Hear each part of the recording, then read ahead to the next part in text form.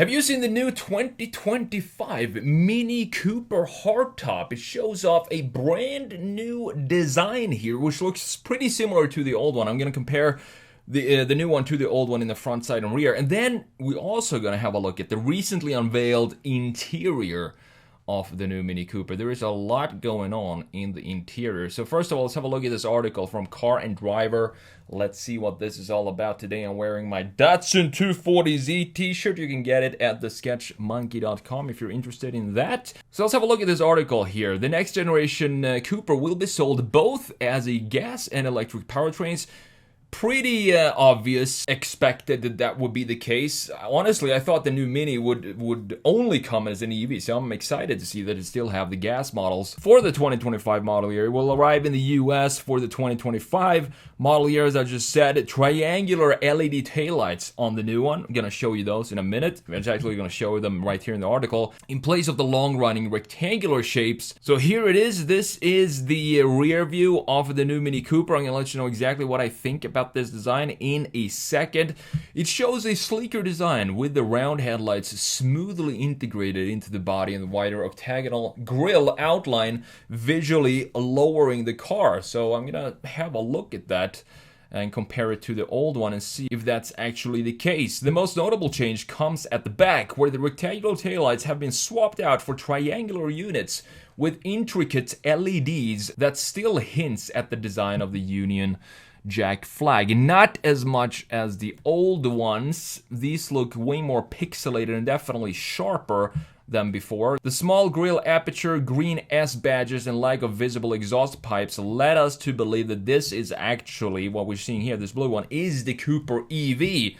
And this will be built in China, while the gas-powered model, which is expected to share its styling with the EV, will arrive on an updated version of the current platform and be assembled in Oxford, England. The same turbocharged 1.5-liter 3-cylinder and turbocharged 2-liter 4-cylinder engines are expected to be in this new 2025 model as well. So, with that said, let's jump in to Photoshop and have a look at this design. So I want to show you specifically the interior of this, because it's a trend that goes on right now with the car interiors to simplify it as much as possible. And I'm not sure if I'm a huge fan of that, because we have that in architecture as well. Everything just becomes so clean and plain and boring, but this is not that type of, it's sort of borderline too simplified for me. But let's have a look at the front end, side, and rear before we jump into the interior. So up top, we do have the internal combustion engine version of the current Mini Cooper, which I love. I just reviewed the Mini Cooper S Clubman a few days ago, and that review is coming up on the Sketch Monkey channel, so go and subscribe to that channel if you're not already. I had a lot of fun driving that car, and it was the automatic transmission, fantastic transmission, around 181 horsepower I believe that had. Still felt really quick, and it was the all-wheel drive version, so you do have the handling in the corners as well.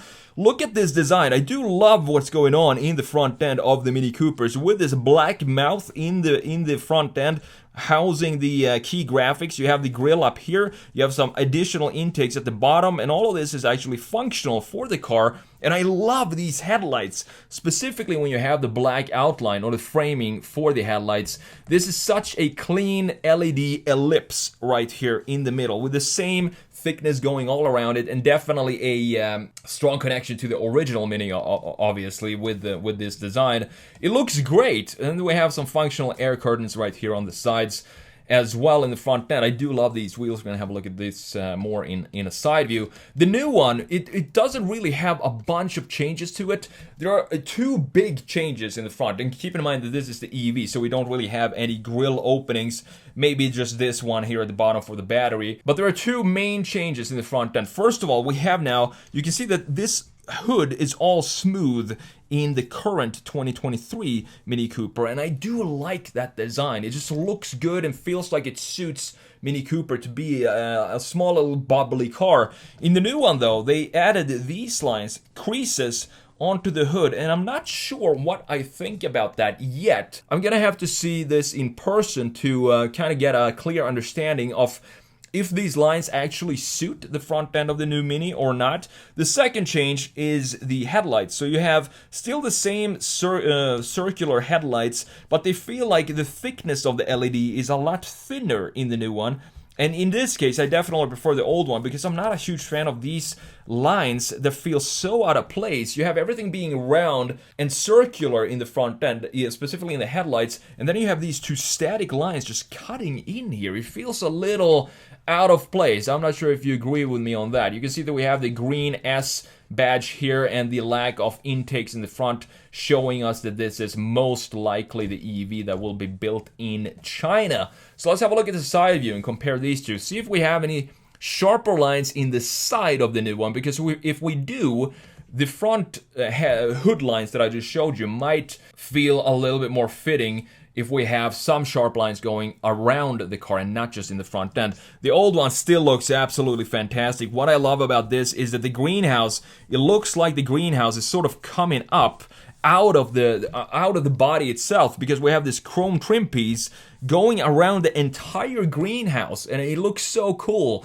when you walk around the Mini Cooper, because this is also black, so it separates even further from the rest of the body, and you have this sharp cap at the top and a sharp A-pillar section in this area, looking fantastic. I also like that we have the blacked out trim pieces here going around the wheel arches and the lower section. It eats up a little bit of this volume that we have and doesn't make it feel too high or tall in this area. But I think this will probably look good with those panels being body colored as well. Now, looking at the new one, I can kind of see that there are a sharp line in this area. You can see that how it reflects the light here. It looks like this is a sharp line, and it also looks like we have another sharp line in the back. And again, this is something that I'm gonna have to look at when this come out in real life to see if it's actually a good idea to put these lines onto the Mini Cooper. Then you also have a line at the bottom here, which also feels a lot sharper than what we have in the current generation. The thing I loved about Mini though is that it's such a fun design, and there is not a sharp line anywhere on the car. And I think, you know, just looking at the pictures right here, I do think that this old version looks better than the new one. I don't want to have sharp lines in a Mini Cooper. It just doesn't feel right to me, at least. So looking at the rear end, here you can clearly see that we do have a sharp line in the rear fender right here that cuts in to this piece. It doesn't really connect to anything in the graphic detail of the new taillights. But looking at the old one again, you know, it's not just that I'm nostalgic and the Mini Cooper has been around for a while in this form, and I love that shape. I just think the graphics and the proportions of the old one look a lot better than the new one. This looks a lot more Mini Cooper-ish to me. I love these oversized taillights, because when you have the taillights being this big on this small of a car, it shrinks the car even more. And these are definitely some of the coolest LEDs in any production car right now, with the Union Jack flag inside of the taillights itself. And you have, of course, the center mounted black tailpipes on this car. These wheels look fantastic as well. And here you can see this chrome trim that wraps around the entire greenhouse. It also goes on in the front end and comes back on the other side, obviously. Looking very cool. It's a unique design that only Mini has, and I feel like the new one is trying to blend in a little bit better with these sharper shoulder lines that we have, and maybe go a little bit more mainstream in its design, and I don't want to see that for Mini Cooper. I do think that these taillights, they look pretty cool, but the thing is, they're so sharp where everything else feels round, and they're also a lot smaller. Just look at the size difference between these two. So having these smaller makes the Mini Cooper look like a more grown-up car. And again, does that suit the personality of a Mini Cooper? I'm not so sure. I want to have it be a fun, not serious car, and this feels a lot more serious than the one we have right now. You can also see that the chrome trim piece that goes around the greenhouse is now also gone here in the rear end. So again, this is one of these cars that I just have to wait until I see it in real life, because you know what happens when you look at pictures. These are not the official, I don't think these are the official Mini pictures that we have here, photos. and they're pretty grainy, and you don't really get a good understanding of the proportions of the new Mini Cooper. So you have to wait until you see it in real life, because a lot of times that completely changes at least my opinion of the proportions of the car. Further down, you see that we don't have any tailpipes. Again, this is the EV version. Very clean bumper here compared to the current one. This looks a lot more dialed down than the current generation. But last but not least, let's have a look at this interior. And what is going on with this new interior? This is actually the production interior that we have down here at the bottom. And this is what I'm talking about.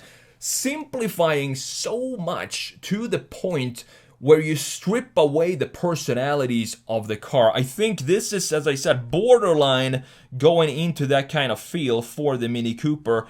I definitely prefer the old one in this case, because it doesn't look like we even have a gauge cluster for the new one. Instead, everything is going to be housed within this centerpiece, and we don't even have a housing for the centerpiece itself like we had in the 2023 model year. Looking very nice, different textures, materials, different creases, a fun project for interior designers to work on.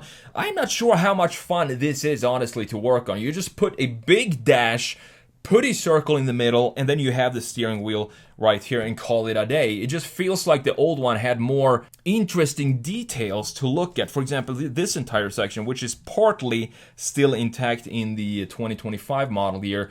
Overall, you know, not having a gauge cluster, instead we have this little head-up display that pops up when you turn on the car. That is a feature on today's Mini Coopers as well. But I'm not so sure about the overall integration of this dash. I want to hear your thoughts on this. Which one of these, if you were to jump into one of these today and just drive around for a week, which one would you rather sit in? The top one or the lower one? Let me know in the comments below.